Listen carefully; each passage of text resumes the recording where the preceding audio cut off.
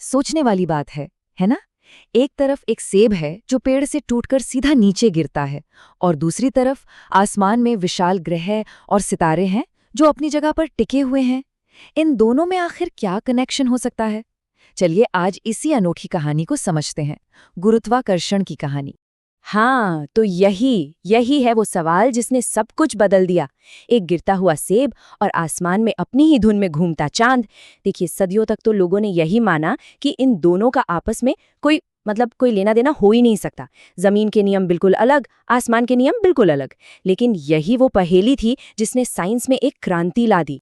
तो इस पूरी कहानी को ठीक से समझने के लिए आइए इसे दो हिस्सों में तोड़ते हैं, क्योंकि इतिहास में ये असल में दो बिल्कुल अलग अलग बहुत बड़ी पहेलियां थीं। एक जो हमारी धरती से जुड़ी थी, और दूसरी वो दूर ब्रह्मांड से।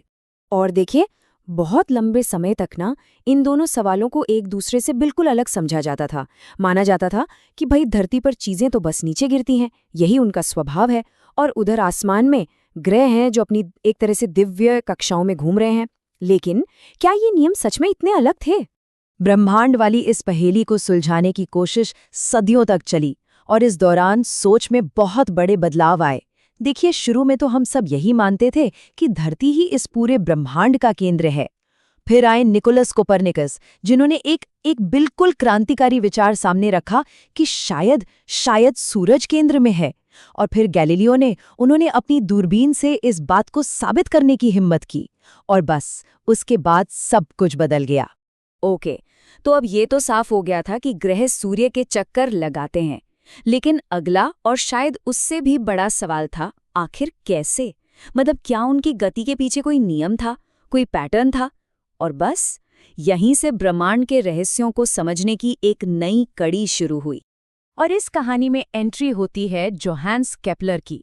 उनके गुरु थे टाइको ब्राहे, जिन्होंने सालों तक बिना किसी दूरबीन के सिर्फ अपनी आंखों से ग्रहों के इतने सटीक अवलोकन किए थे कि क्या बताएं।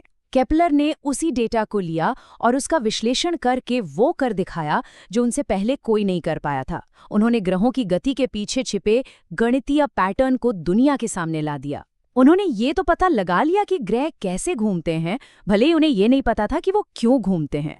केपलर ने तीन ऐसे जबरदस्त नियम दिए जिन्होंने सब कुछ बदल दिया।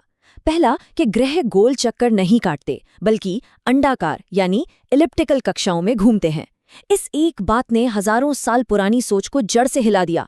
दूसरा नियम यह था कि जब कोई ग्रह सूर्य के पास आता है तो उसकी स्पीड बढ़ जाती है। और तीसरा कि ग्रह की दूरी और उसका चक्कर पूरा करने के समय के बीच एक बिल्कुल सटीक गणितीय संबंध होता है।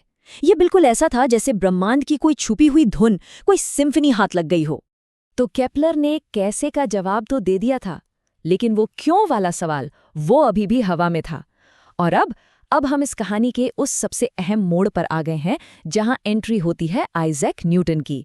वही न्यूटन जो इन दो अलग अलग दिखने वाली पहेलियों को सिर्फ एक सार्वभौमिक नियम से जोड़ देने वाले थे। अब सेब गिरने की ये कहानी तो सबने सुनी है।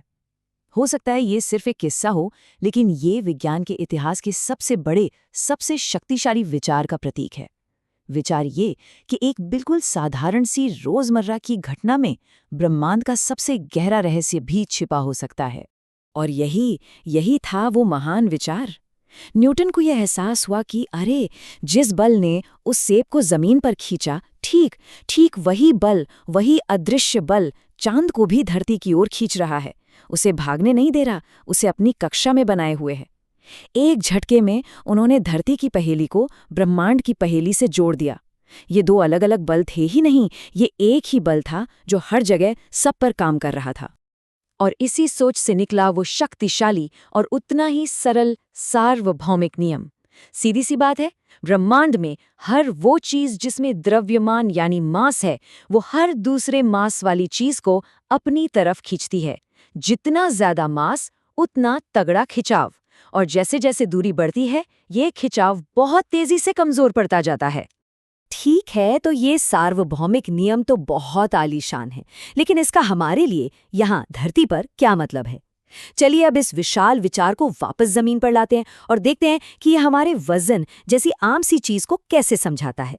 ये जो खिंचाव हम हर पल महसूस करते हैं ना, जिसे हम अपना वजन कहते हैं, वो असल में और कुछ नहीं बल्कि हमारी इस विशाल धरती के द्रव्यमान का हमारे शरीर पर लगने वाला गुरुत्वाकर्षण बल है। सिंपल। और इसी बल की वजह से चीजें एक स्थिर त्वरण से नीचे गिरती हैं, जिसे हम साइंस में जी कहते हैं। लेकिन यहाँ एक बड़ा ही दिलचस्प सवाल उठता है, आखिर धरती पर या उसके अंदर गुरुत्वाकर्षण का खिंचाव सबसे ज्यादा, सबसे मजबूत कहाँ होता है?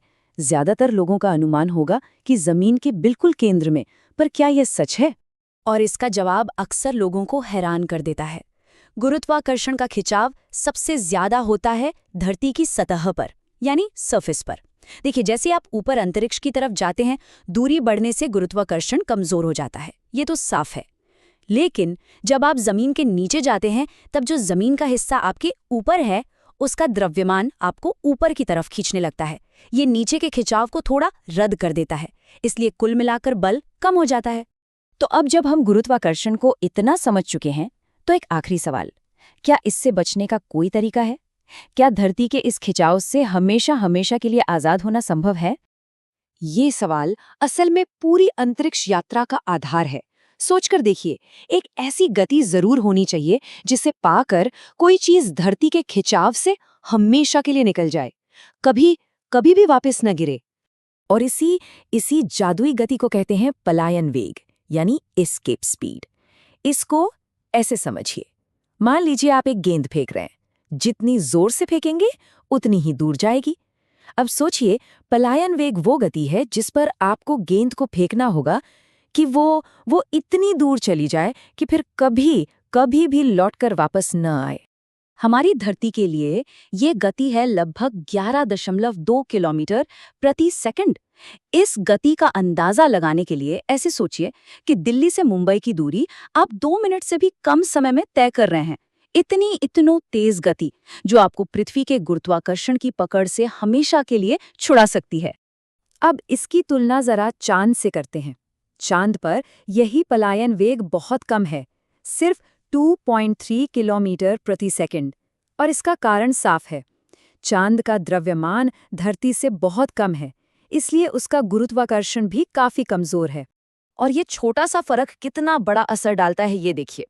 चांद पर वायुमंडल न होने का सबसे बड़ा कारण यही है।